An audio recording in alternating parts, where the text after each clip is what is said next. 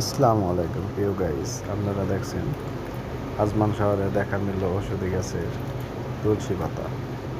তো আপনারা দেখছেন যে টিপ বৃষ্টি, ঝড়ো হাওয়া বয়ে যেতে আছে। তো দেখতে আছেন বৃষ্টি ভেজা দিনগুলি অনেক সুন্দর যাইতে আছে। তো দেখেন, উপভোগ করেন, পাশে থাকেন, সাথে থাকেন। আল্লাহ হাফেজ। বৃষ্টির ভেতরে আমরা কাজে যাইতে পারতেছি না, দেখেন কি বৃষ্টি। সবাই দেখতে থাকেন। আল্লাহ হাফেজ।